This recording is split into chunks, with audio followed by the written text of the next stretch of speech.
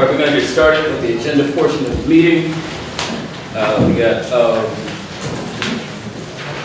the city budget, City of New Brunswick 2018 budget. Item number 1, a resolution to read the 2018 municipal budget. 2, public hearing. Public hearing, resolution computing and reserve for uncollected taxes pursuant to the NJSA 40-A-A141C-2. 3 is pulled as unnecessary. Unnecessary because the budget has not been amended. Yes, thank you. As of yet. 4, City of New Brunswick resolution to adopt the 2018 budget. 5, resolution to set tax levy for Board of Education for 2018. And we got ordinance on second reading.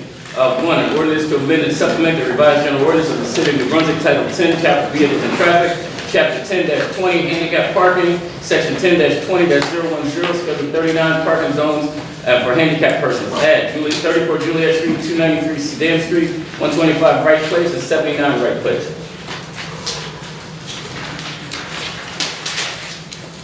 Then we have 2, an ordinance to approve a cooperation agreement with the Housing Authority of the City of New Brunswick. 3, a bond ordinance providing for the 2018 General Capital Improvement Program by and in the City of New Brunswick and the County of Middlesex of New Jersey, appropriating $4,352,285. Therefore, authorizing the debt in the amount of $4,145,000 and requiring a down payment of $207,285. 4, a bond ordinance providing for the various improvements to the city water system by and the City of New Brunswick and the County of Middlesex, State of New Jersey, appropriated $6,078,000. Therefore, authorizing the issuances of $6,078,000 bonds and notes to finance the cost thereof. 5, a bond ordinance providing for the various capital improvements for the city sewer system in the City of New Brunswick. In the County of Middlesex, State of New Jersey, appropriating $1,300,000. Therefore, authorizing the issuances of $1,300,000 for bonds or notes to finance the cost thereof.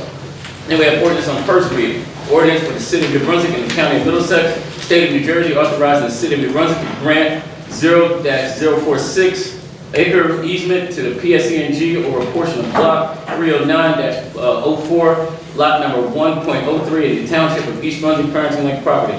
2, yes, sir. This looks a little like something you acted on last meeting, but it's a new parcel, 1,900 square feet that they need to add to their right-of-way.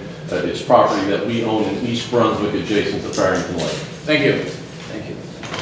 All right, 2, an ordinance the City of New Brunswick and the County of Middlesex application for long-term tax exemption and authorizing the City of New Brunswick to enter into a financial agreement with the Standard at New Brunswick Urban Renewal LLC and granted a tax exemption. Reference to 90 New Street, Block 129, Lot number 5.01. Then we have resolutions. Approve agenda amendments. 2, approve payroll. 3, authorize refund for redeemed tax sale certificates. 4, approve closure for the city property and street closure requested by the Vulcan Pioneers for the parade and gathering to celebrate Juneteenth.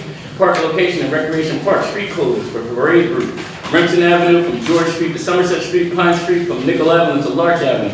Street closure, Pine Street. Date, Saturday, June 16, 2018. Rain date, Saturday, June 23, 2018. Time, 11 a.m. to 4 p.m. 5, approve request for the city property requested by Foster and Adopted Family Services Connecting Families in the Middlesex County location, Beulah Park and Pavilion for picnic to celebrate foster families in the county. Date, Sunday, July 22, 2018. Time, 12 p.m. to 4:30 p.m. 6, approve request for street closing requested by Sedan Street Reformed Church. Location Drift Street between Sedan Street and Townsend Street for flea market fundraiser. Date, Saturday, May 19th, 2018. Time, 8 a.m. to 3 p.m. Police extra duty. 7, request for street closing by Robert Wood Johnson Medical School, Livingston Avenue between George and New Street, between New and George Street, for the 2018 Robert Wood Johnson Medical School convocation held at the State Theater. Date, Monday, May 14, 2018, 7:30 p.m. to 9:30 p.m. Police extra duty.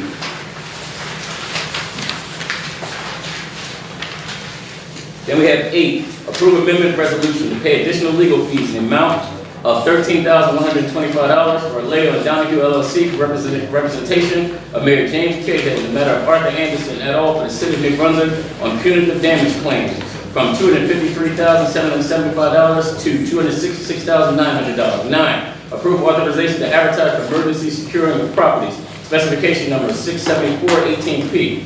10, approve purchase by police department of the state contract A-8951-M-003 software license related services with SHI International Corporation for maintenance renewal contract for the police department not to exceed $3,760. 11, authorized purchase by police department of the state contract A-89-M-0483 NASPO Value Point computer from Wireless Electronics Incorporated doing business as Wireless Communications Electronics for one Panasonic tablet and accessories not to exceed $4,737. 12, authorize tax collector to transfer overpayment and several tax utility accounts. 13, approve relaxation of the noise ordinance, partial street closure requested by Langman Engineering. Reason in order for site contractor to complete paving work on Little Albany Street as part of the ambulatory care building expansion project. Robert Wood Johnson, Barnabas Health. Date, work will be performed in one night between April 24, 2018 and May 4, 2018. Time 8 p.m. to 6 a.m. None pro tunc. 14, approve amendment of resolution R-061769. Reason, pay additional legal fees in the amount of $2,312 to offer Vignolo, Esquire, Boris Golden Foley, Vignolo, Hyman Stahl, PC, for special counsel for Board of Ethics hearings from $15,454.92 to $17,767.42. 15, approve rejection proposal of authorization to rebid for issuance brokerage services dental, rebid specification number 668-18 RFP. 16, release of site performance bond in the amount of $96,000 and balance of site inspection fees to St. Mary's Church, care of Diocese of Metuchen for St. Mary's Church, 198 Sanford Street, block 238, lot number 1.01 and 5.01. 17, the Brunswick City Market Budget. Introduction, Wednesday, May 2nd, 2018. Public hearing, Wednesday, June 6, 2018 at 5:30 p.m. 18, approve amendment resolution R-11767. Reason, additional amount of $293,000 with CVS Caremark for prescription plan services for the period of July 1st, 2017 to June 30th, 2018, not to exceed $293,000. 19, approval of agreement with the New Jersey Transit for installation and maintenance of a bus shelter on Albany Street. 20, approve amendment of resolution, reason to change the park location from Monument Square Park to Joyce Kimmel Park.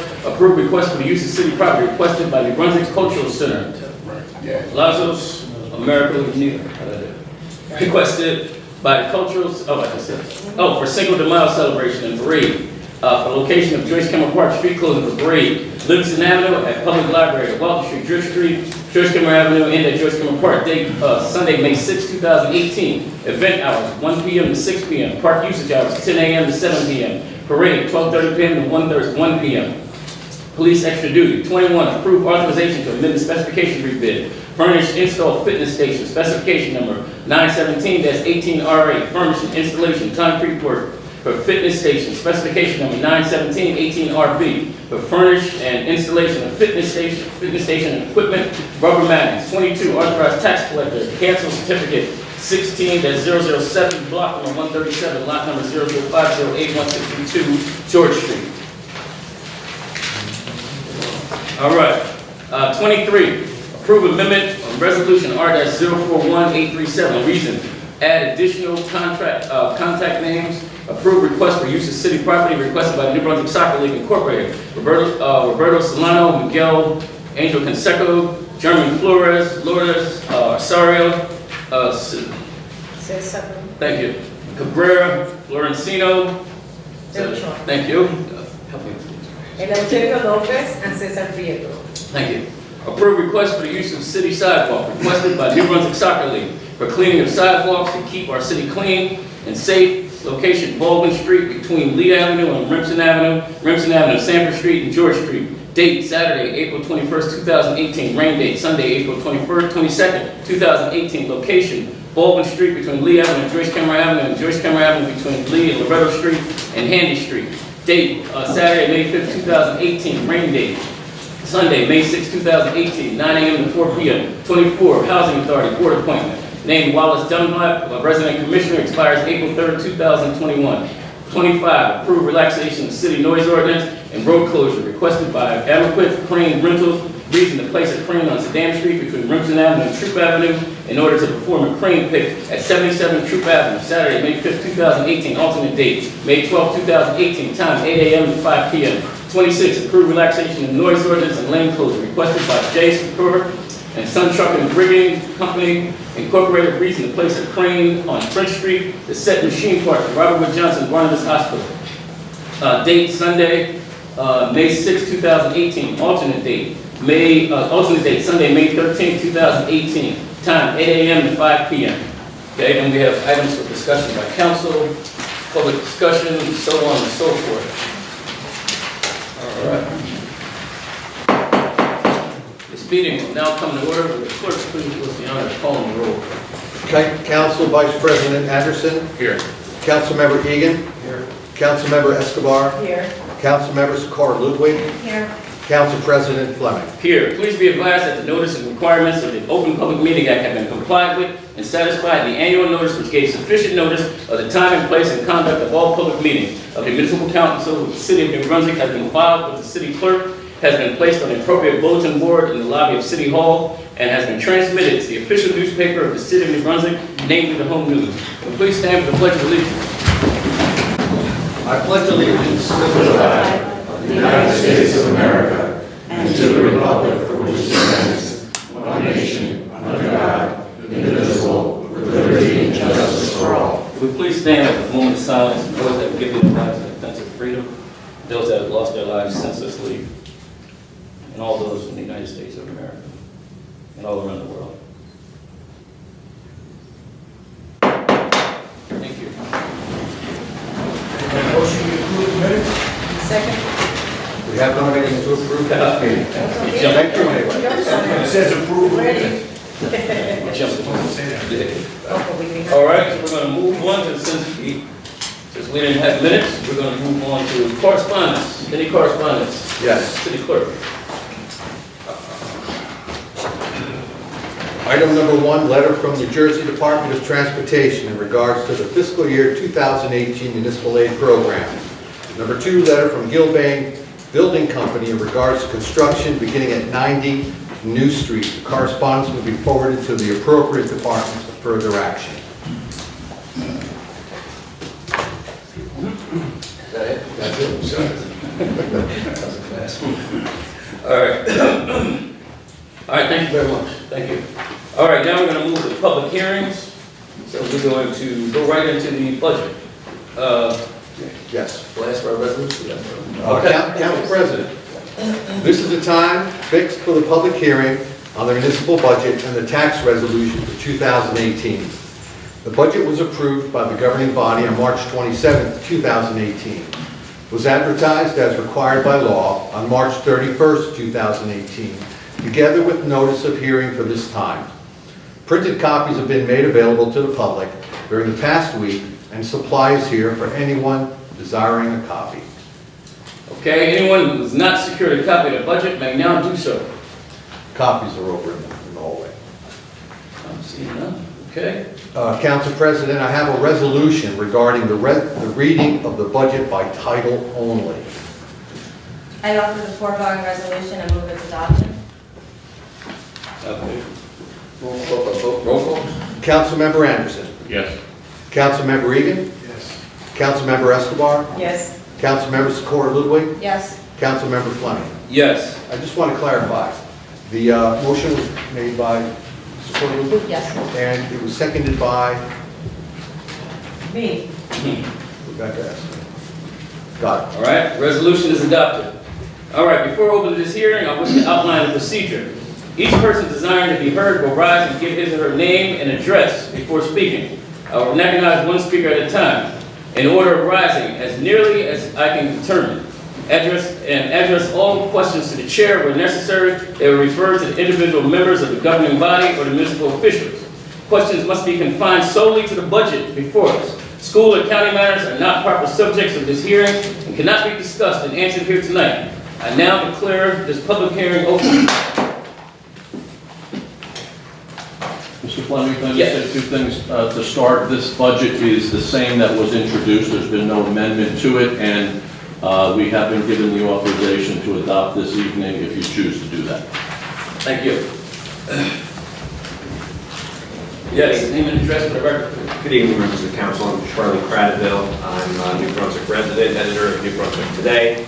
And I want to begin by thanking Mr. Laughlin and all the other city workers who participated in the departmental budget hearing last month, that I was able to get the vast majority of my questions answered at, and therefore won't have to take too long today.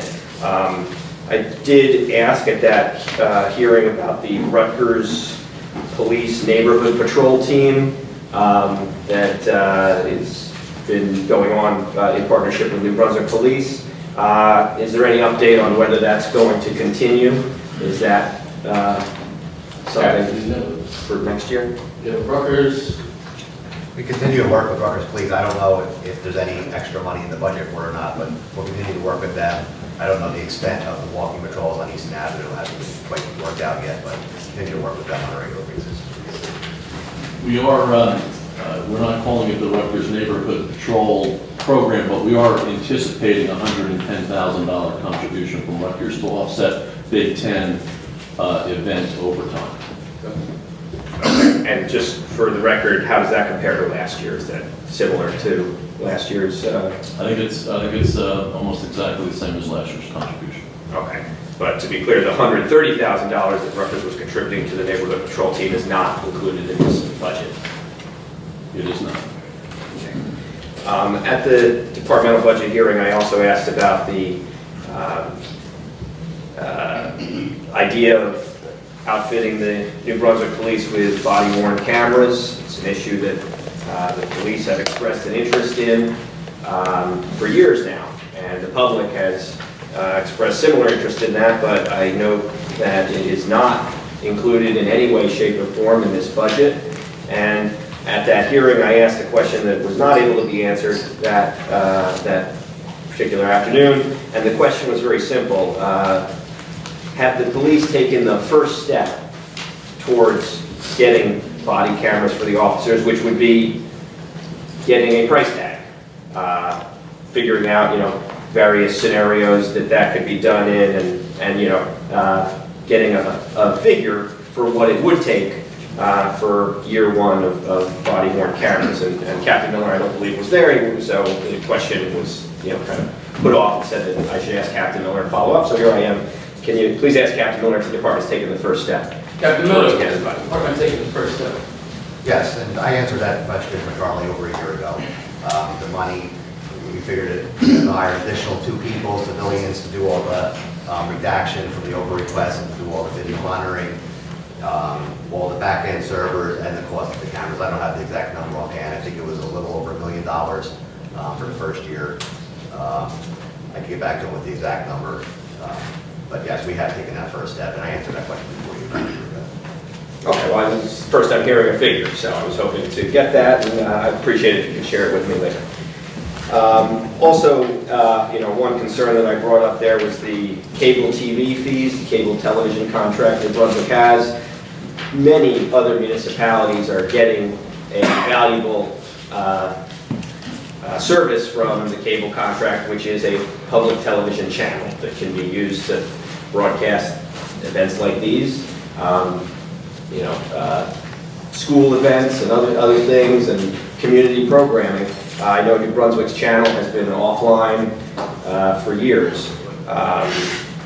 Is there anything planned for this budget year in terms of starting getting that channel back up and running? Not that I can speak to. I think that's something we're far behind many of our neighbors in that. We don't even have a channel that many communities, including New Brunswick, had decades ago. I think that's something we need to address. Additionally, since the budget hearing, there was some news about the official misconduct, criminal behavior on the part of 2 employees at the New Brunswick Water Utility. I have a press statement from the Attorney General's office regarding... Can you say that for public comment? Well, It's specific to the budget. yeah, it is, because the Attorney General's office says it is estimated that the total loss to the city of New Brunswick as a result of the schemes perpetrated by Mr. Ortiz and Mr. DeBonis was $500,000. And I want to know, how much of that has been recouped, and how is the city going to recoup the rest? Can we keep that within the frame of the budget? Well, I'll draw your attention to sheet Get all 31. your questions out, and I'm just asking you to keep that within the framework of the budget. Yes, so sheet 31 of the budget, it's actually called rents. It's kind of weird, it's listed as rents, but it's water bills. The total for anticipated 2018 is 11.35 million. The total for 2017 was 10.84 million, and well, the difference is a little more than $500,000 there. But I want to know about the efforts to recoup the $500,000 that was taken through this criminal scheme, and I want to know about the city's efforts to recoup that money. I think that's relevant to the budget. We're talking about $500,000 here. How much is the total budget? This one? Yeah, 90. 94.5. 94.5. Okay, well that $500,000 is not insignificant. I want to know what is the status of recouping the $500,000 that was, according to the Attorney General's office, a total loss of $500,000 as a result of the schemes. Can I get an update? I understand from the press release Mr. Crowder speaks to is that the Attorney General's office said that the money will be recouped by way of restitution. I don't know if Mr. Lockwood could speak to it as far as the budget contemplating that $500,000 income, but those are the efforts that have been made in connection with this particular matter that I'm aware of. This budget does not assume a nickel in restitution, but you should know that we are working with the state investigating body on recouping the money that has been deferred, for lack of a better word, and not collected by us because of the actions of these men. We're working very closely with them. I don't think they want me to say anything more. But the budget does not assume restitution, which is a direct answer to your question. Okay, and I'll point out the Attorney General's office also indicates that the bribes totaled approximately $20,000. So if restitution is made by the convicted criminals, it will only be $20,000. What they did is they lowered the bills for landlords to the tune of $500,000. And so I want to know where that other $480,000 is going to come from, especially since some of it was part of a scheme involving water meters that were not functional. By the way, for the record, I believe there's no time limit on the budget comments, correct?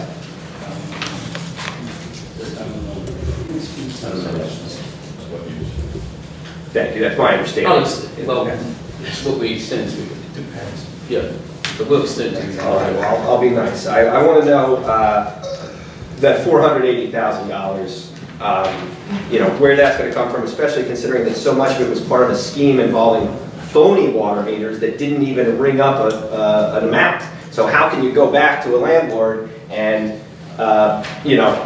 obtain restitution if there wasn't a functioning water meter in their house during the time period? How is that money going to actually be recouped? I think you can take the historical usage of the property and calculate what you believe you did not collect at a property. And I'll say this again, I don't think I have the authority to speak too much about restitution other than that we are highly motivated to collect every dollar that was not originally collected.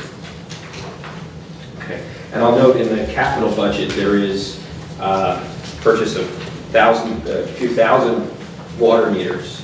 And I want to understand, is it true that the city is going through the process of replacing every single water meter in New Brunswick as a result of the things that were uncovered in this?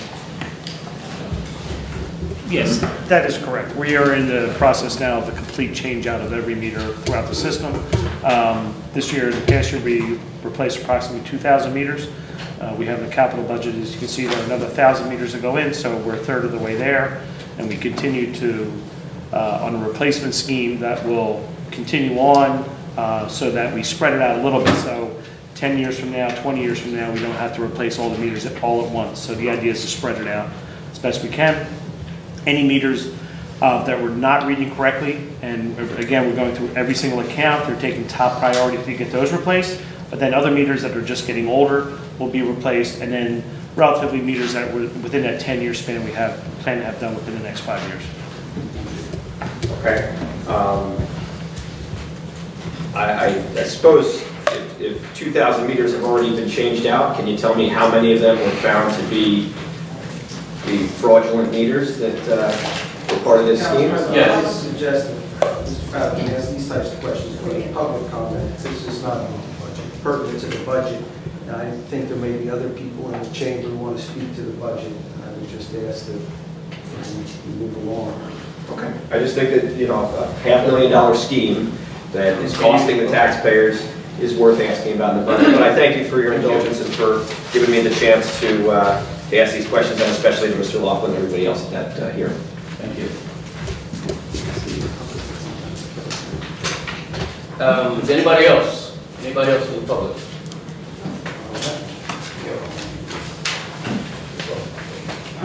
Right here. All right. Serving no further applicants for the floor, I will entertain a motion to close the hearing.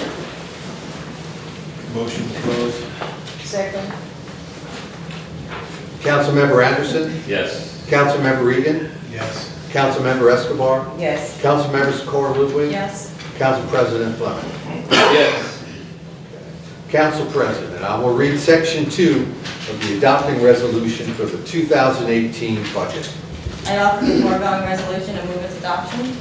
I'll read it first.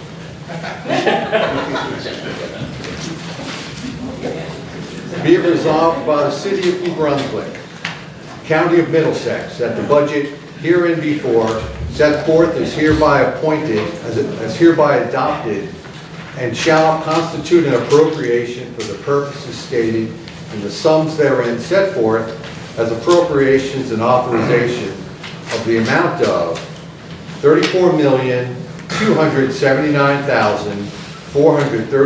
$34,279,433.96 for municipal purposes and $1,509,892.98 for school purposes of Type 1 school districts, and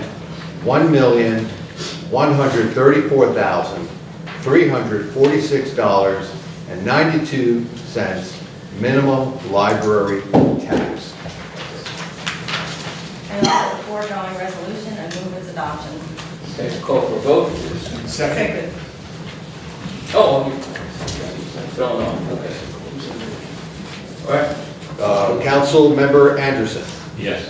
Councilmember Egan, Yes. Councilmember Escobar, Yes. Councilmember Secor Ludwig, Yes. Council President Fleming. Yes, resolution is adopted. Now we'll move on to ordinances on second reading. Council President. Yes, sir. We have a few more resolutions. Oh, I'm sorry. to adopt. Okay. We have N5180OB, I believe. Oh. We have an adopted resolution computed in 2008. Oh, computer, okay, for the reserve funds. All right, why don't we do those now? Okay. Individually. All right, so we got number 2, resolution computing 2018 reserve uncollected taxes pursuant NJSA 40A4-41C, number 2. Anybody would like from the public? Seeing none? Move the resolution. Second. Councilmember Anderson, Yes. Councilmember Egan, Yes. Councilmember Escobar, Yes. Councilmember Secor Ludwig, Yes. Councilmember Fleming. Yes. Okay, we said 3 was unnecessary. Right, we- Okay. And- Pulling 3 as unnecessary, Right. 4 you already adopted, All we right. have 5 on. All right, 5. So we're on 5, okay. Number 5, a resolution to set the tax levy for the Board of Education for 2018. Anyone from the public? Anybody from the public that can speak on this matter? Seeing none? Move the resolution. Second. Councilmember Anderson, Yes. Councilmember Egan, Yes. Councilmember Escobar, Yes. Councilmember Secor Ludwig, Yes. Councilmember Fleming. Yes. Okay, now we have ordinance on second reading. Correct. Number 1, ordinance to amend and supplement the revised general ordinance of the City of New Brunswick, Title 10, Vehicles and Traffic, Chapter 10-20, Handicap Parking Section, 10-20-010, Schedule 39 parking zones for handicapped persons. Add 34 Juliet Street, 293 Sedan Street, 125 Wright Place, and 79 Wright Place. Anybody from the public like to speak on this? Seeing none? Move the ordinance. Second. Councilmember Anderson, Yes. Councilmember Egan. Yes. Councilmember Escobar. Yes. Councilmember Sakar. Yes. Council President Fung. Yes. We have 2, an ordinance to approve the cooperation agreement with the Housing Authority of the City of New Brunswick. Would anybody from the public like to speak on this one? Please give your name and address for the record. Good evening once again, Charles Cradaville, New Brunswick Today. Can we just start with getting a brief explanation of what led up to the, this agreement being crafted and put on your agenda tonight?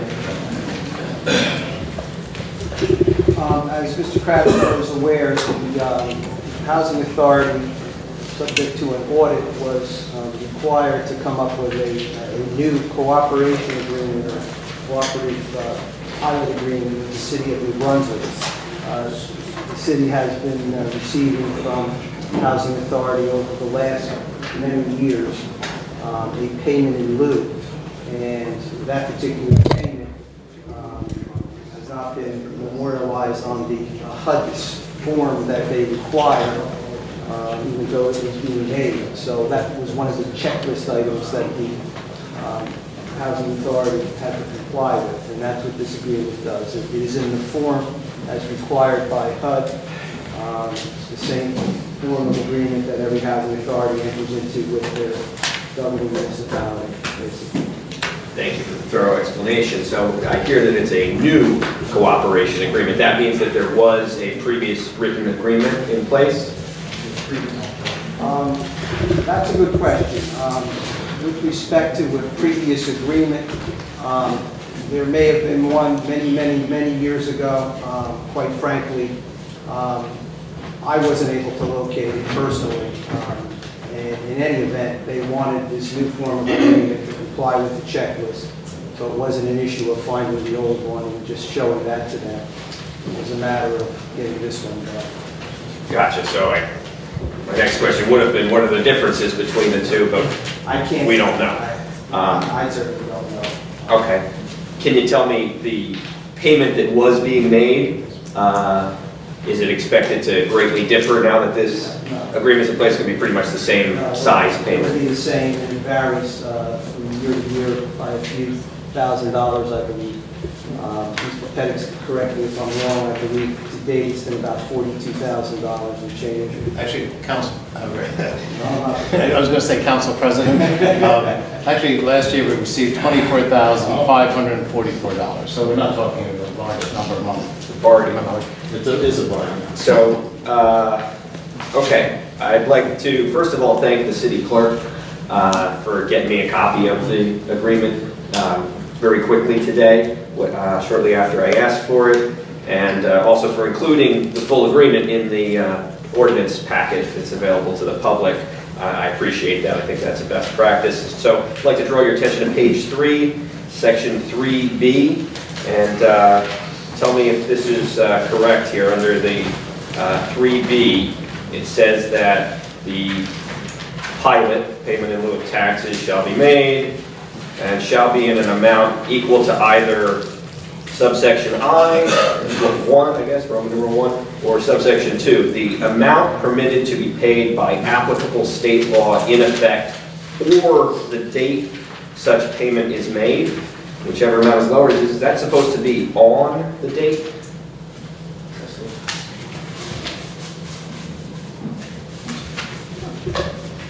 Might be a typo there.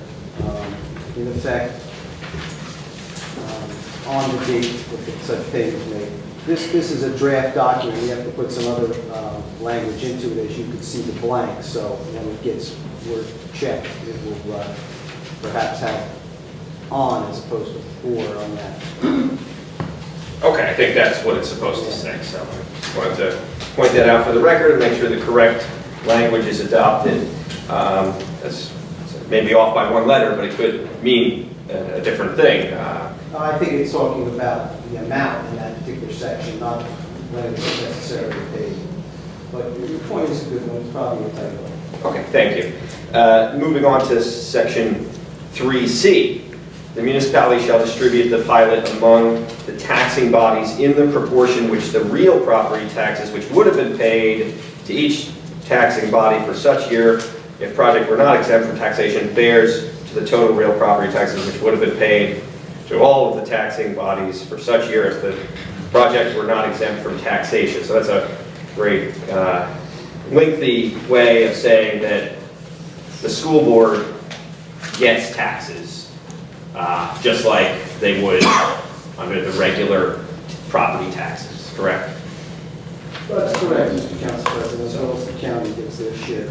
Right, so just wanted to point that out, that the way that this, this pilot agreement is being crafted, apparently in accordance with what the federal government wants the housing authority to pay in exchange for their acres and acres of property they own, is being crafted in a way that distributes the payment under the same proportions as regular property taxes between the city, county, and school board. And so I'll point out that you do have an ordinance on first reading for a long-term tax exemption that does not do that. In fact, it cuts the school system out of the picture entirely, which, as you know by now, I don't support. I think that the children are the future, the schools are very important, and the schools should not be cut out of the payment in lieu of tax payments, regardless of whether it's from NBHA or NBPA or a private developer getting an exemption or Rutgers or anybody. The school system should not be cut out of the picture. So That was a good roundabout. We're not going to discuss. Can we stick to this ordinance? I'm complimenting you on the way this agreement is drafted, because this is the right way to do it. And I know that there's another ordinance on this agenda that's going to hurt the school system if it's adopted. So I just wanted to point that out, and I hope that others who agree with me will get up during the public comment portion later today and speak in favor of funding our schools. Did we do this, or did HUD do this, Mr. Shannon? Okay, HUD's got the right idea. They don't want to shortchange the people that are used to getting property taxes, especially since children may live in these buildings and go to the public schools. So I think it's very wise the way this agreement's been crafted. Whoever's behind it deserves compliments, and I want to thank you for not cutting the schools out of the agreement. That's all I have. Thank you.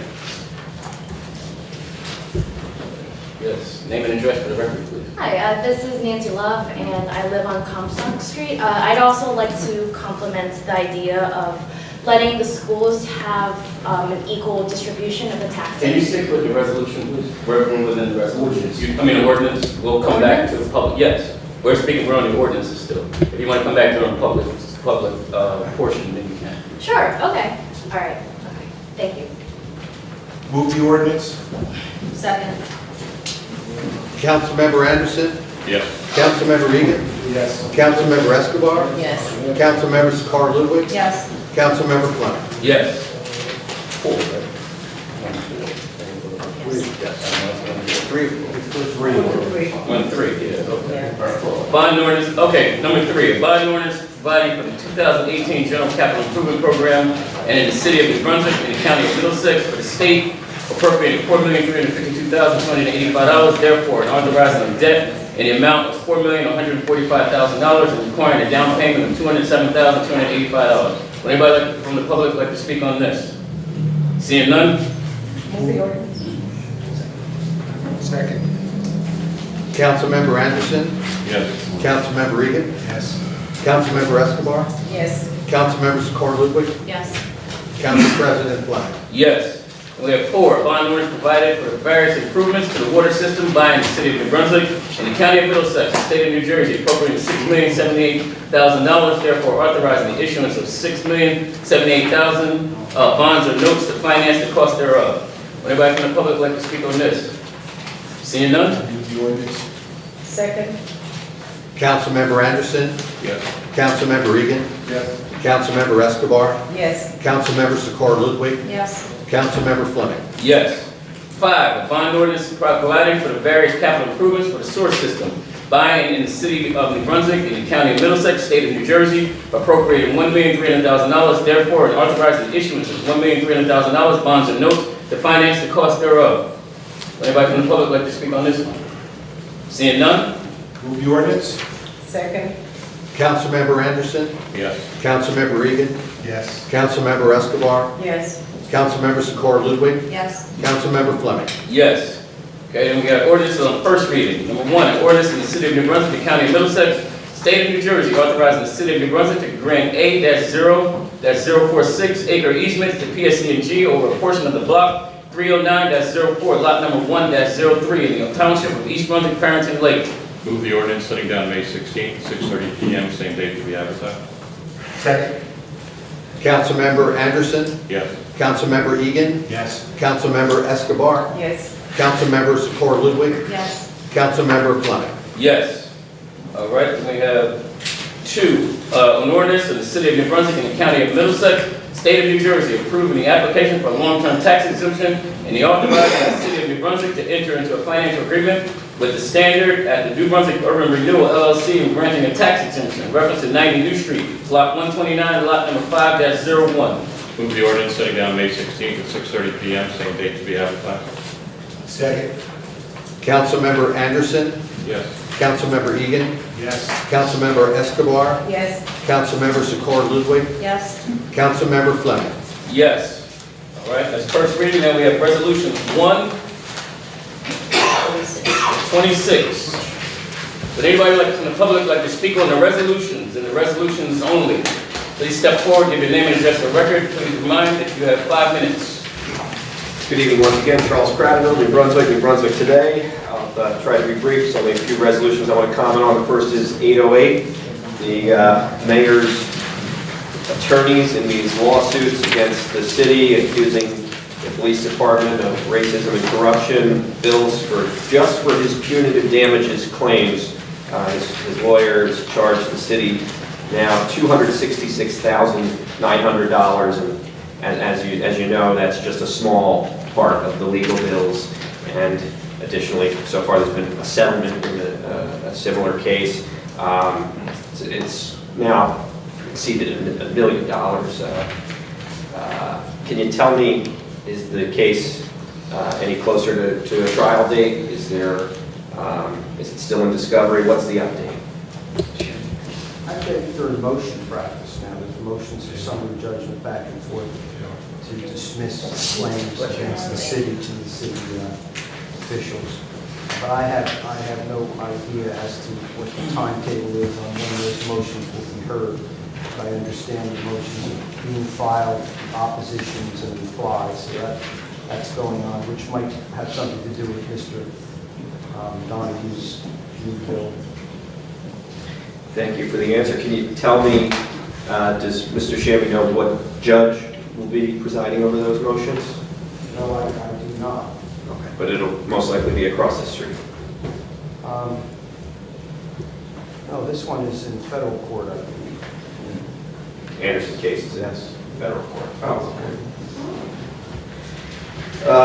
Just 814, just want to comment that Mr. Vignolo is continuing to charge the taxpayers thousands of dollars to represent the ethics board in the matter that has been needlessly prolonged by the poor job he did back in January 2015 when he railroaded that hearing and abused his power to send me an illegal subpoena. And now that case is presently due for a hearing in the Office of Administrative Law on June 26th. I'd encourage anybody who's interested in seeing the ridiculousness of Mr. Vignolo's position to attend up in Newark on June 26th. I believe it's in the afternoon. And I hope that this matter can be resolved soon. As you know, I'm the person who started the matter, but it's been needlessly prolonged by Mr. Vignolo's first his poor representation of the ethics board, and then later by his doubling down on his bad positions. And for what it's worth, the ethics board has moved on and hired a good attorney and no longer has him as their counsel. So that's a good thing, and I commend them for making that change. 819, I want to thank everyone who was involved in getting this agreement with NJ Transit to install a new bus shelter at an area where it is sorely needed. right at our train station, where we've got the Rutgers New Brunswick shuttle stopping, we've got Coach USA buses stopping there, and I think this shelter will improve the overall experience of people who visit New Brunswick or ultimately find themselves waiting for a bus near our train station. It's a step towards making the city a more welcoming place and getting more people to use mass transit, and everyone involved deserves their due credit for it. So I want to thank the city administration for finding a way to move that forward. And then the final resolution I want to comment on is 824. I see a new appointment to the Housing Authority Board, and that's encouraging. I want to ask just for the record, this person's filling an unexpired term. Does that mean that Ms. Otero has resigned? Yes. Yes. She resigned. Do you have the date she resigned? I do not. Okay. Can the council members say whether any of you know Mr. Dunlap, the new member being appointed? Yes, I know him very well. Great. And you, 20-something years. excellent. You think he'll be a good addition to the housing board? Terrific. Well, I want to just say, is he here tonight? No, I don't see him. Okay, well, if he's watching, I want to say I wish him well and hope that he can provide some much needed oversight and a voice for residents on the board. As you know, the federal government requires one member of the board to be a resident of public housing or a subsidized Section 8 unit. Just for the record, do you know if he's a resident of, is it a public housing? Behind you, it lives in, Homeland. So it's public housing? That's terrific. I hope that he is an active member who makes his voice heard and represents the residents of public housing well. And I hope that, like I said, he adds that oversight that the board seems to have been lacking over the past few years. And again, wish him well, and thank you to the council for making that appointment. Have a good one. Anybody else on the resolution? Seeing none? Move the resolution. Second. Councilmember Anderson. Yes. Councilmember Egan. Yes. Councilmember Escobar. Yes, and abstaining on resolution 806. 806, so noted. Councilmember Socorro Ludwig. Yes. Council President Fleming. Yes. All right, now we go for items for discussion by council. Anybody have anything? No, sir. About it? I just want to, I don't see him, he's not here tonight. Tormel Pittman, Mr. Pittman spearheaded a march for child abuse awareness. That was this past Saturday, coincided the same day as Rutgers Day. I just want to say it was an excellent program that he put together, and like it was a 5 mile, it was a challenging walk, and we went 5 miles all the way through the city of New Brunswick, bringing awareness for child abuse. And we gave out balloons, we gave out a lot of literature. It was very positive, and the next time he comes to a meeting, we're going to let him know, because it was something. It was an excellent program. Now, next year we look forward to the second annual program. We look forward to more people being here. Thank you. All right, now we're going to move to public comments. Please come forward. I remind you that you have 5 minutes, and please give your name and address for the record. Good evening. My name is Maroon, and last name is Maroon. I'm a resident in New Brunswick, owner of the taxi in New Brunswick, and also with the association, the taxi association that we did a few years ago to solve the taxi problem that we already facing.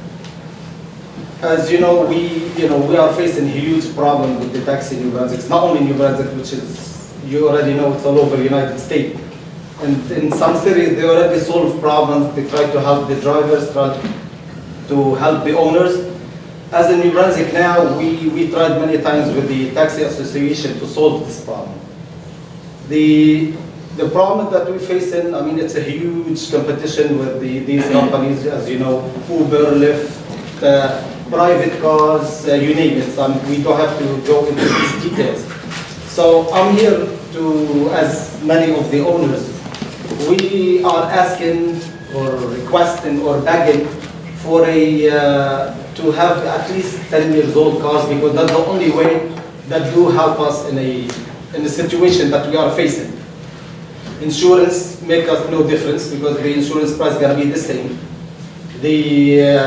competition, we know we are not gonna be able to get rid of it. These companies are billions of dollars bringing, and they are comforting everybody, as you know. So any city or anybody go against these companies, they are willing to spend millions of dollars to shut these people up and keep on going, changing rules in the state, changing anything you want in any part of the United States.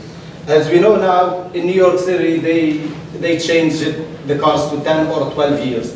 Uber, actually, they are using 2001 and up cars. Trenton, Newark Airport, they all have minimum 10 years old cars. And these cars, they still on the road, and they are working like anybody else. So we tried many things to solve this, to solve this issue, to compete, the competition that we have, we can. The only issue is we have about 40 cars in New Brunswick, they need to be replaced this year.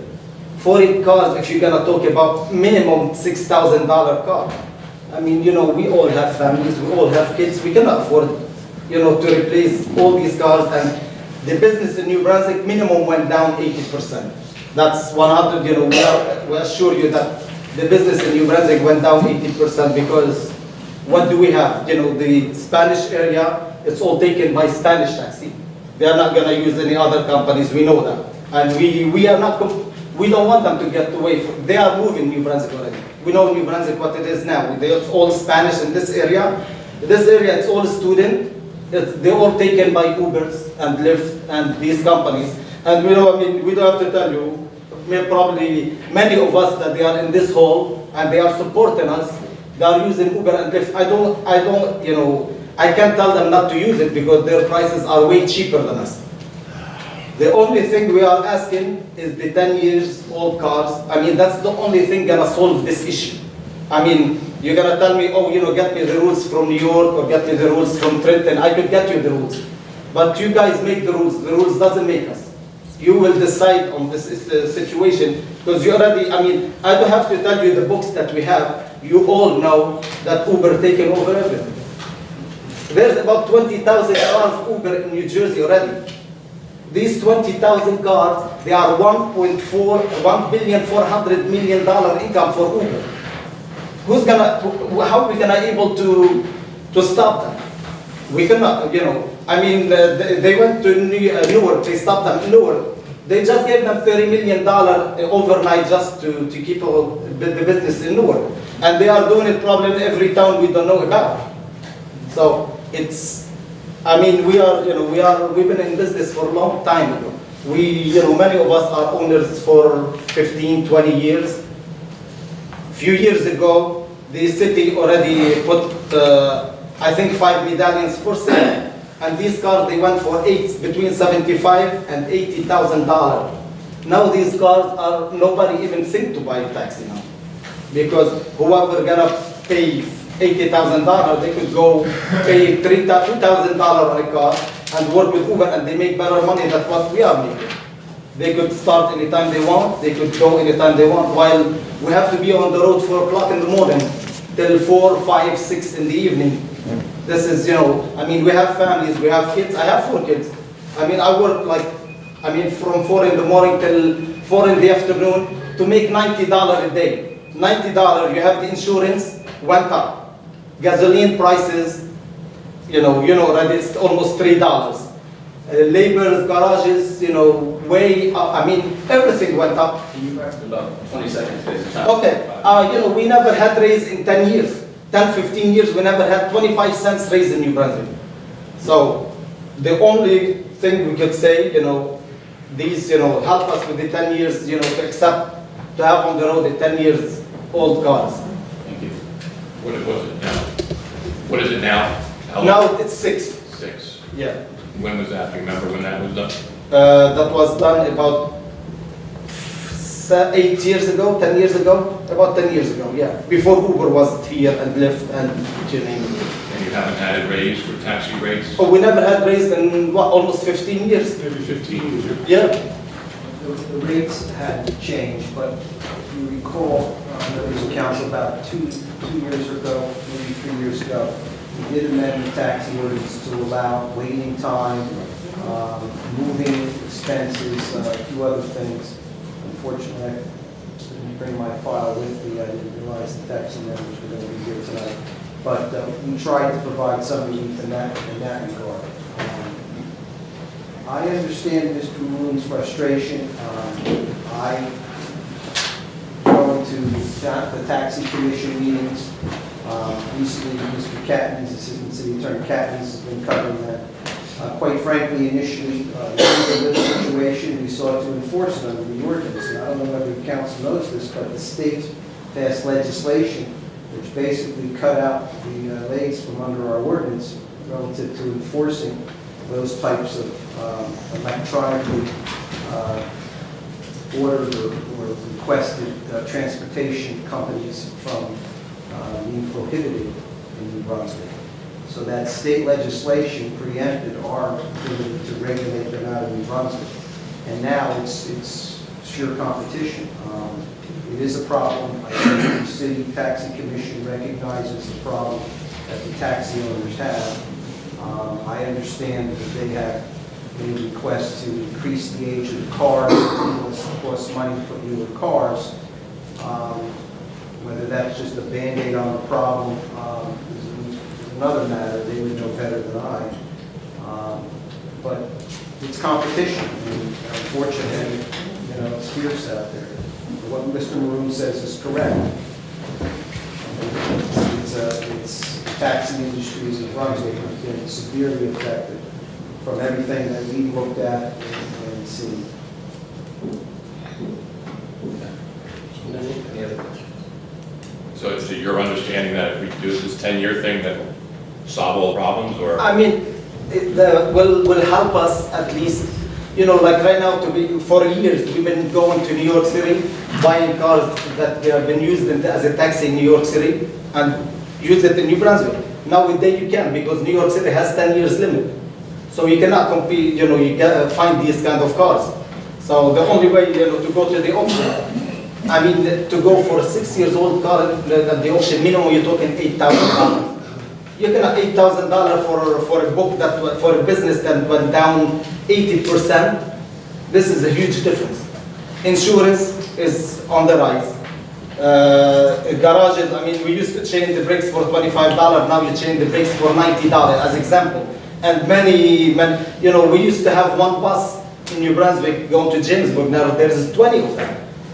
You used to have, let's say 20 jobs to Somerset. Now you have buses moving all these people to Somerset. So we lost business from the train station.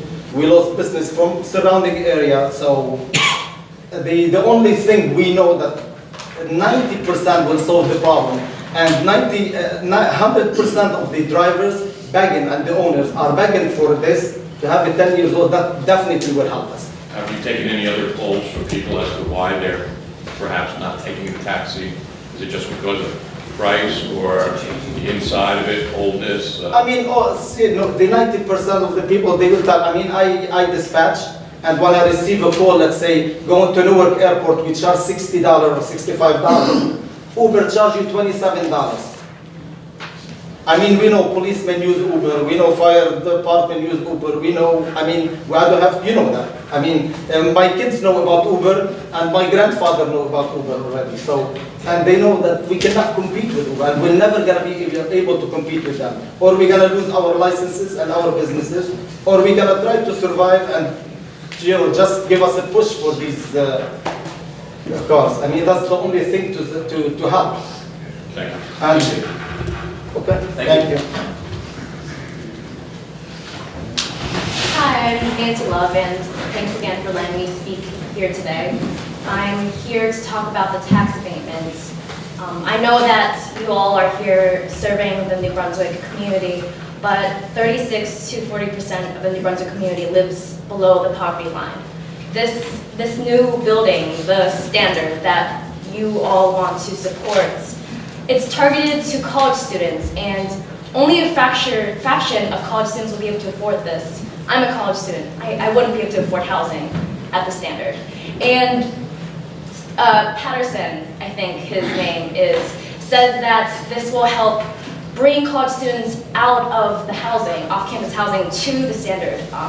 And even if that is true, you shouldn't be giving it a full tax abatement.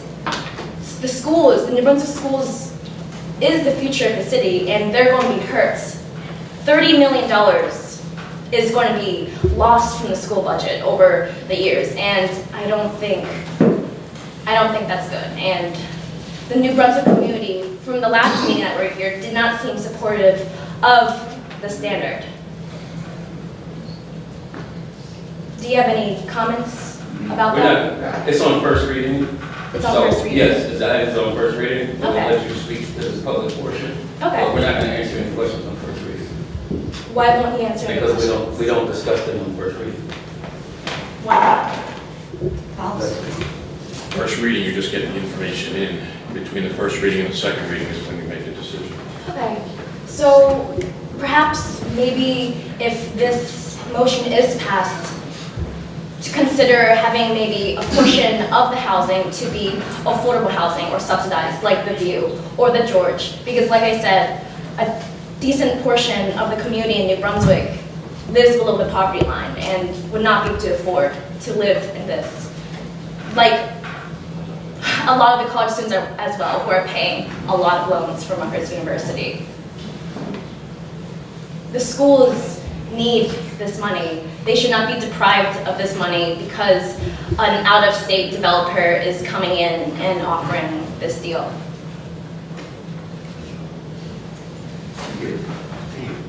Any other reactions? It's on first reading. Okay. All right. Thank you.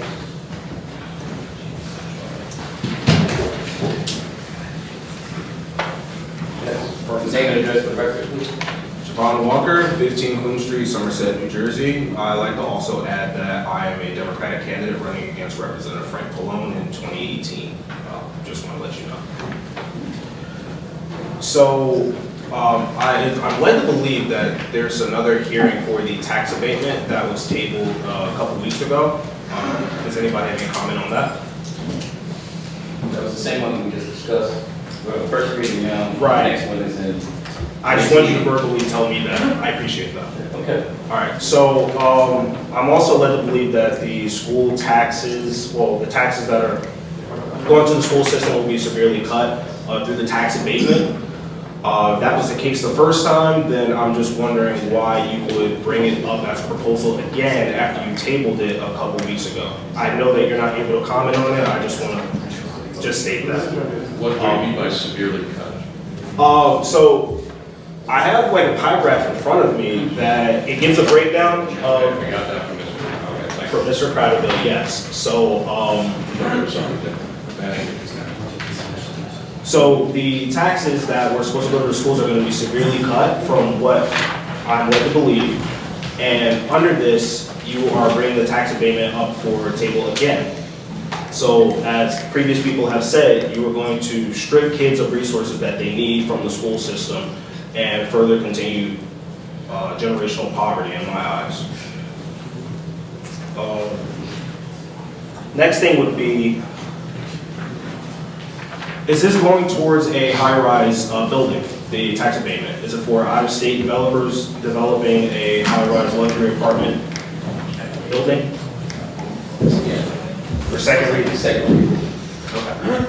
So I just want to say that I think that if it is going towards luxury apartments, that these buildings are going to be towards people that commute into Manhattan every day and they're going to be for rentals. So these people don't really have any connection to the city of New Brunswick. These people are going to be commuting back and forth and so they can go wherever they want after a year whenever their lease is up.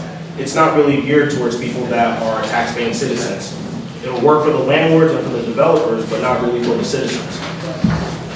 I think it's very concerning for you to be worried about making sure that people that can come and go out of New Brunswick and not really contribute towards paying taxes, but the landlords that own the places are going to be severely saving in their tax dollars, as well as the out-of-state developers. I find it weird that you use an out-of-state developer to develop a luxury rental condominium.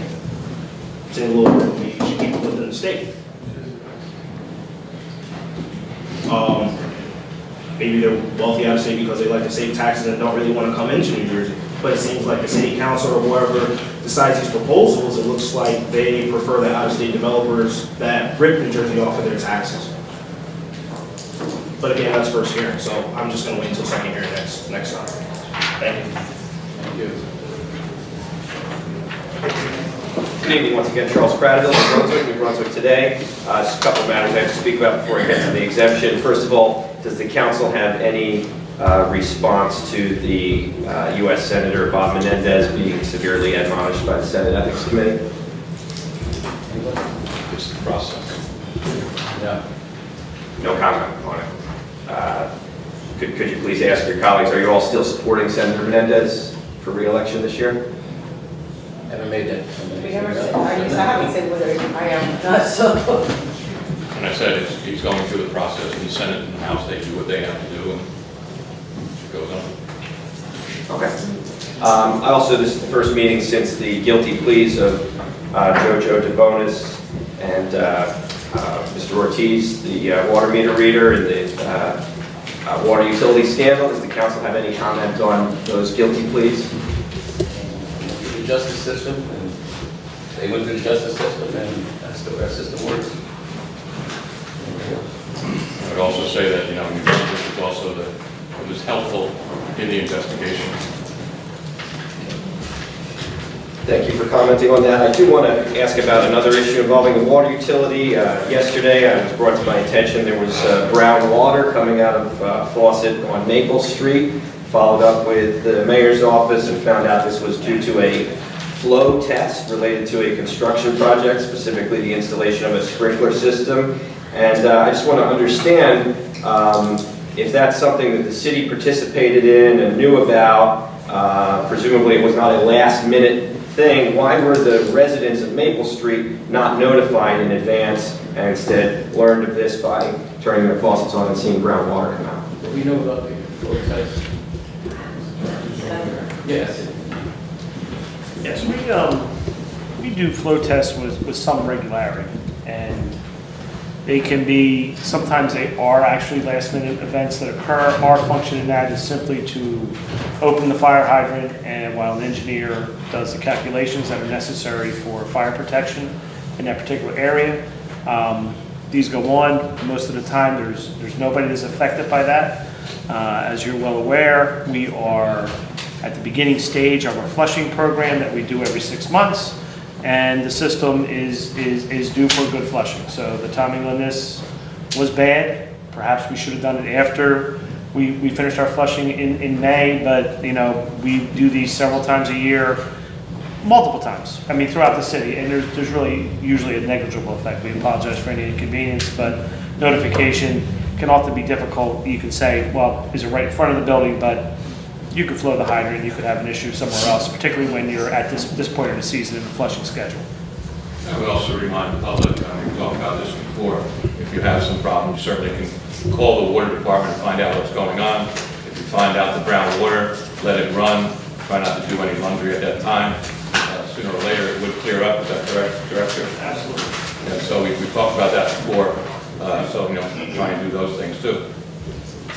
I'll just respectfully suggest that in the future, when you're doing these things, that you just notify the people who might be affected. It can be as simple as written notification, or nowadays can be done through electronic means. I know the city's moved forward in terms of notifying about the flushing schedule and using its Nixle alert system when there is a main break. So I don't see why this can't be mitigated by simply sharing the information with the public. One other question, the governor signed a new law dealing with paid sick leave requirement. Can you tell me what that means for the city's ordinance? Is it affected in any way? I had recently heard that, read about it. I have not an opportunity to look at the state legislation compared to our city ordinance, see whether or not any of it's been preempted or not. We'll get back to the council relative to that. Thank you, and I hope the public gets an update as well. I will comment on this ordinance passed on first reading to give a long-term tax exemption to a developer for 90 New Street, also known as The Standard. I want to start by giving you guys the benefit of the doubt. The developer has a right to apply, and it's up to you to give the yes or no. So just because this ordinance is on your agenda doesn't mean that you support it. Although you've expressed an interest in not commenting on it tonight, I do want to ask if you could open it up to your colleagues, if anyone would be willing to say how they plan to vote at the next hearing. We're not going to comment on first reading. We remain consistent with that. Okay. And I will take this opportunity to explain to you why the only appropriate vote you can take is a no vote.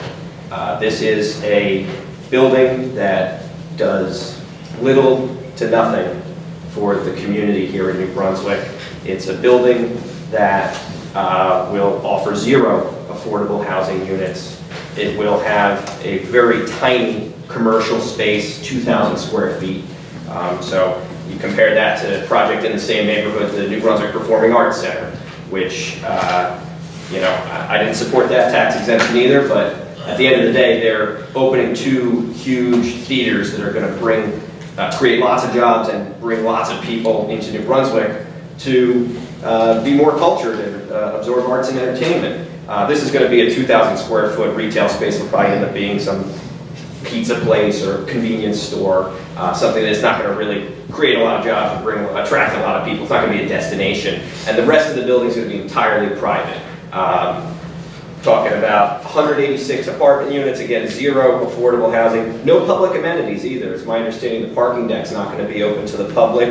It's going to create less jobs than that Performing Arts Center. It's not a local nonprofit that's working with Rutgers or the county government. It's a for-profit company that is based in Georgia, and I don't believe they own any property in New Brunswick, including the land they want to build on. And as you know, despite securing approvals almost 10 years ago, the current property owner has left 2 abandoned, boarded-up buildings on that block for almost a decade. So this is not the type of development that's worthy of a long-term tax exemption, and I do want to emphasize that the numbers are correct here. This is what it would be if they paid regular taxes. The school system would get 39% of those taxes, and we're looking at year 1, that would mean the school district would get $944,000, almost $1 million. If the abatement is approved, the developer gets a huge discount. Instead of paying $2.4 million, they're paying $900,000, and the schools cut out of the picture. Only the city and the county will be getting paid that payment in lieu of taxes, and the schools will be punished. All the children living in that building, and there will be children living in that building because there's 5-bedroom units, 4-bedroom units, 3-bedroom units. There will, over the course of the 30 years, be children living in the building. The school system will have to educate them, and the developer, the owner of the building, will pay 0. That is wrong. That is robbery. Thank you. Yes, name and address for the record, please. My name is Ishan Paul. I live on High Seminary. I'm sorry to keep beating a dead horse that people keep bringing up. So I've heard Charlie and Nancy speak sort of about that ordinance on 90 New Street. I only heard their side of things, and you guys seem to not take them seriously. I'm just trying to understand where, like why do you think they're not taking them seriously? No, I mean like they keep bringing it up, and you keep saying It's on first reading. That's yeah, our policy. I'm not sure what that is. It has nothing to do with taking them seriously. It's on the policy. Okay. Could you explain to me what that means? It means that on first reading, we agendize, we put it on, and then we discuss it on second reading. Okay. Would you still be open to telling me sort of why that ordinance is like being considered right now? I just want to understand. Is that It's on okay? first reading. Okay. Okay, then I'll just sort of say, just like in my head, so I'm a Rutgers student. Some people think it's a good project. Mm-hmm. You don't think it's a good project. That's why it's being up. No, I completely understand. You can't comment on it anymore. I'm just kidding. Okay, no, I understand. I'm sorry. I'm sorry if I press it or not. I think I said before, between the first and the second reading, we gather information. We gather it before the first reading. Okay. That's we gather all the information. We hear from the people that are here. We hear from people that call us, email us, because they may not belong to your side. Okay. So we're trying to hear both sides and see what's best, what we think is for the city. Okay, I mean, that's sort of what I wanted to do too. I wanted to understand this idea, those sort of foreign. I understand that you can't comment those, so sort of I'll give you my thoughts on it, just from hearing it around. I mean, I'm a Rutgers student, and I heard that somebody had said that this would really bring Rutgers students out into the community. But, I mean, I could speak to Rutgers students, and I could say people live off campus because on campus is too expensive. And so I can't imagine people moving out to New Brunswick. The off-campus properties near Rutgers, the closer you are, the more sought out they are. And really, they're sought out because they're a lot less expensive. I heard these are luxury apartments that'll cost a little bit more, especially if you're in the middle of New Brunswick. A lot of Rutgers students don't like living out there because the public transportation isn't as strong. And it just, it doesn't make sense to me how that seems like a proper argument. But I think you guys should definitely maybe ask Rutgers to run a survey. And perhaps that could come out false, and I can be wrong in that, but I can't see how that would be a thing. The second thing I sort of want to mention, but you guys seem to know, you guys would probably know this longer than I do. So I helped start the AD tutoring program while I was at Rutgers University. And really the reason why we started that is because Roosevelt Elementary School didn't have funding to really continue their tutoring program after school for their elementary schoolers. And so everyone keeps talking about how the school will get cut in whatever tax revenue they potentially could have gotten. And I mean, I think you guys, as people who run the city or whatnot, know how much the schools could really use the funding as much as possible. I just want to make sure that we really take that seriously, because I mean, I see my kids every single day, and there's 50 first, second, and third graders. They have so much potential, and they really want to learn. And a lot of times they're under-resourced, and I'm trying to do my part as an active neighbor and an active citizen, but it doesn't make sense to me that we would cut them out of potential revenue sources. That could really help them out and really help our future out. Because kids are at the heart of our city, aren't they? They're our future, and I want to make sure that we really do take that seriously. Thank you for taking the time to hear us. Thank you for working with the kids, too. Thank you. I was going to say, to the best of my knowledge, in Brunswick School in particular, there was an agency, a community-based organization who was providing tutoring to the kids. So if you're referring to somebody who was lost the funding, it was the community-based organization, it wasn't the school. And the youth services program, why it says provide tutoring for the kids and academic assistant after school until 6 o'clock. So I just wanted to make sure. I know there's different programs, because I'm aware of them, but they're still receiving, the kids are receiving some help. So as it was explained to me by Barry Smith, the Director of Youth Empowerment Services. Yeah, I know Barry. I'm actually on Barry's board. But as it was explained to me, as it was explained to him by the principal of Roosevelt Elementary, whatever tutoring, robust tutoring program they had there before couldn't be continued because of funding. And YSS was there, but the tutoring initiatives that they sort of had going weren't close to what the kids needed, or really weren't substantive at all in terms of at least what the principal wanted. And so that's why we wanted to help out and at the very least continue to try and do our part as good. The next program has also do a good program to read the kids, so Correct. I'm aware of it. Yeah. I just want to make Thank sure you. that. One more question, and I apologize. Do you know where I could find information at? I want to get both sides of the story on this building. Where would I find information at why this building is being considered, or why we're thinking about building it, or why it's an ordinance? Or maybe someone I can talk to. That is in the plan, Patterson's office, Economic Planning and Development Office. It's in the building next door. Okay. Thank you so much. Thank you. I'm sorry, you've exhausted your 5 minutes already. I didn't exhaust 5 minutes. I Okay, didn't I'm speak sorry, for how much 5 is, minutes. you've come forward, you've already come forward. Yeah, I know, mhm. that's our, everything that you had to say at that time, that's what we do, we wait for somebody else. Is that And we've already come, excuse legislation? me, Is that yes, legislation? that's our policy. That I can only come up once? to Yes. speak? Let her speak. Excuse me. We have 2 more people behind you. That's all right. No, but we've already, but that's our policy, and please do not shout from the crowd either, because that's not gonna do anything. Well, I'm just gonna throw this out. No, excuse me, I'll- we That's asked, not the way it's supposed to work, so. then you're gonna be out of Order order. process. It's not, I think they're okay with me. No, I'm sorry, we're not, I'm sorry, this is the way that we do it, this is our policy. Can we have the next speaker come up, please? It's good to be back. Can we have the next speaker come up, please? I'm just here to provide information. This and is, I'm receive sorry, if you're free to send it in, or, you can email us, but that's our policy. Come back. Thank you. Can we have the next speaker, please? Okay. Marge Kerber, 2 Comstock Street. It's good to see you all. It's been a long time. Mr. Shaley, Mr. Egan, good to see you. I am here because of 90 New Street, okay? I am very concerned. I don't know why you would want to give this company a 30-year tax break, which means that I, as a homeowner in New Brunswick, my taxes are going to go up because none of their taxes, they're not going to get a tax, they're not going to pay any taxes towards the schools. So to me, okay, you are negatively impacting the students of New Brunswick and also the residents of New Brunswick, people that voted for you, okay? And this is 30 years, why don't you give me a 30-year tax exemption? I mean, I would love to have that, but that's not going to happen. So I don't understand. $5 million on a project. I'm sorry? What did you say, Mr. Egan? You're not a millionaire, is what you said. You don't have millions to spend, is what you said. Yeah, oh yeah, right. But you guys do. So anyway, I'm assuming that the reason that you're doing this is because there's some benefit that I can't see, or the school kids can't see, the other residents of New Brunswick can't see, because I don't know why you would want to do this.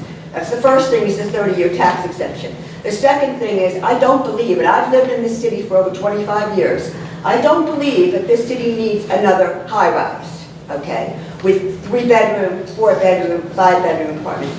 For Rutgers students, please. You know, there's plenty of, I live over by Cook College, okay, there's plenty of vacant houses that are for rent, okay, that get filled up, and I'm sure that Rockoff Hall probably gets filled up. I don't think we need any more, okay? And I don't know what it's going to cost, but to me, it's just really, there are other things that could go in that property, okay? There are other things that you could be doing in this city other than getting a 30-year tax exemption. I mean, I'm amazed. I'm just amazed that you would even think about doing that. So obviously, this is just my opinion, okay? And as you know, those that know me know I have a lot of opinions, okay?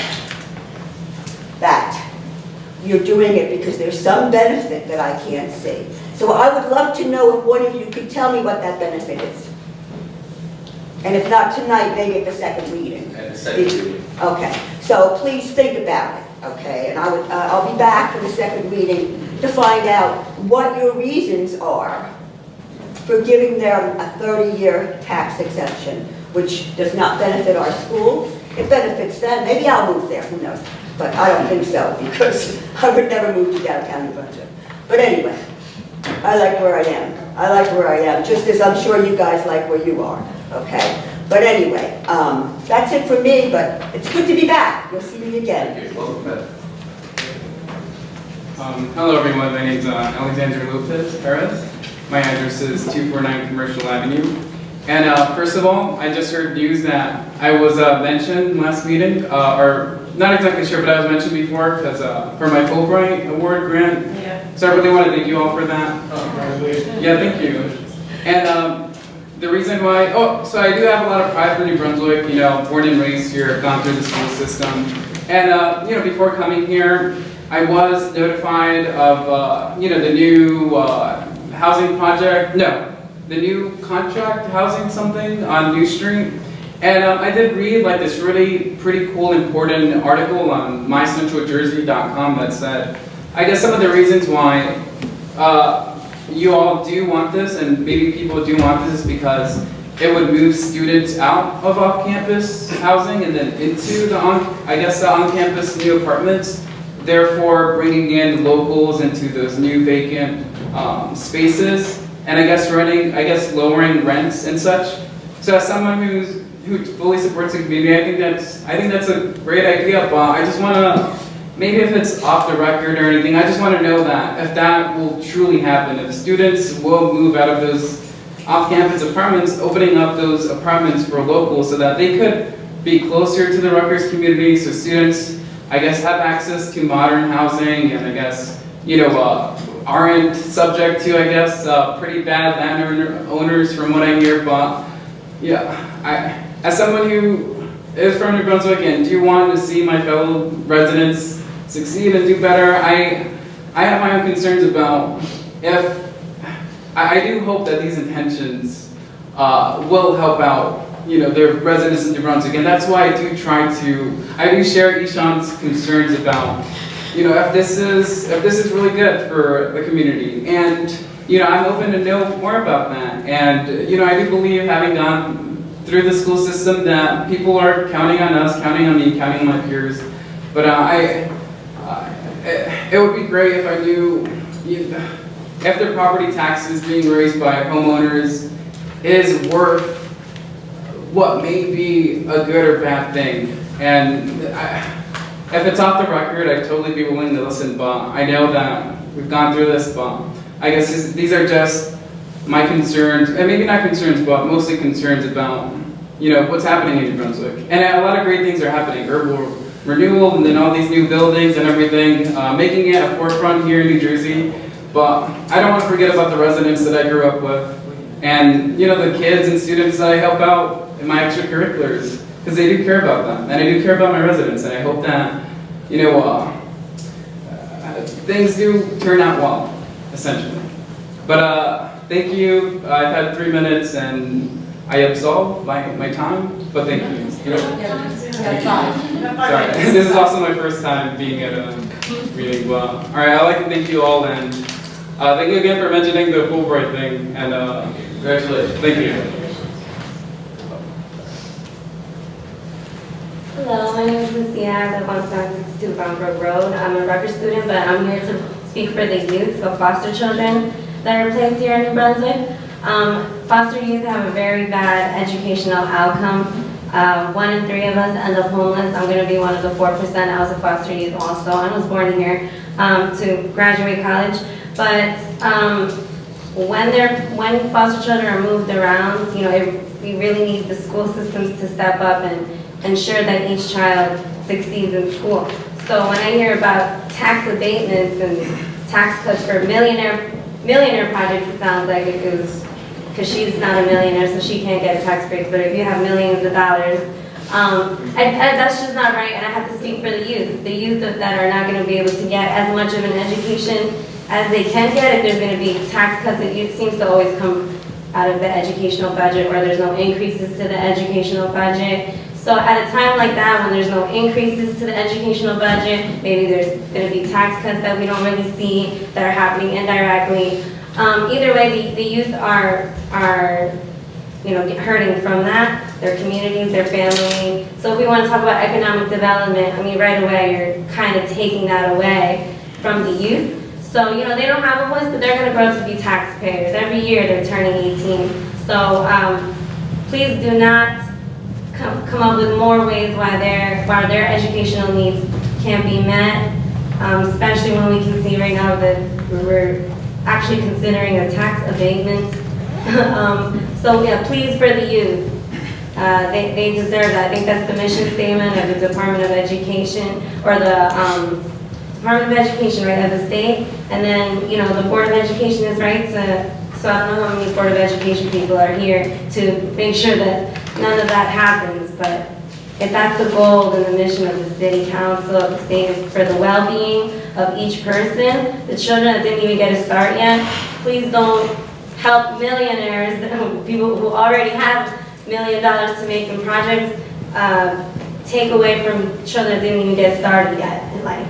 Thank you.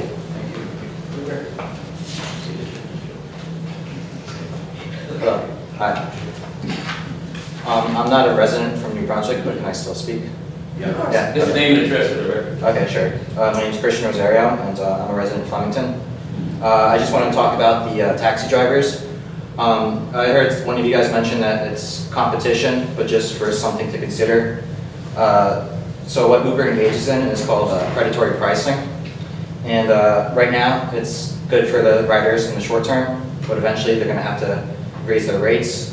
And these guys are just asking for, some kind of protection from you guys. They were asking, I didn't really know what they were talking about with the cars, but. We're asking for the usual reports. Okay, yeah, so I would really like to, get you guys to consider helping them out, because eventually, it's cheaper for the consumers right now, but eventually it's going to be more expensive for, all the people in the city that rely on, this type of transportation. And predatory pricing is supposed to be illegal under antitrust laws, but for whatever reason, I guess Uber gets away with it. And they're a company that are billions of dollars in debt, and they're looking for more ways to borrow money. And yeah, basically, if this isn't solved at the moment now, and if you're not working with the taxi drivers, I think there's going to be a bigger problem, sooner than later. So, just something to consider. Thank you. Hi, my name is Nima Nazi. I live in I'm resident of New Brunswick for 4 years. I'm talking about the tax. I'm one of the owner of the tax. And we're asking for 10 years or we're not asking more. Only reason, sometimes I don't understand. Uber have a private car. They work with regular plate. Only reason they can charge cheap because they have regular insurance. Us, we need commercial insurance. We're paying like $6,000 a year insurance. Plus for the owner, $375 for the city. They're not paying nothing. We need a special pay from the state. We pay extra money. They can get a plate from the motor vehicle for regular plate and they drive. But what happens if they get an accident? Nothing happened to them. We get sued. We can sometimes we need commercial. Like, you know what I mean? I don't know what I'm gonna say, but you guys understand. Like from people from the city, people from the public don't understand that. A lot of people that take Uber, they think it's cheaper, but they don't have no insurance. They don't have no commercial insurance. Nothing. Only regular insurance. That's it. Thank you. Thank you. Anybody else from the public? Seeing none? Motion to adjourn. Second. Council Vice President Anderson. Yes. Councilmember Egan. Councilmember Escobar. Yes. Councilmember Secor Ludwig. Yes. Council President Fleming. Yes.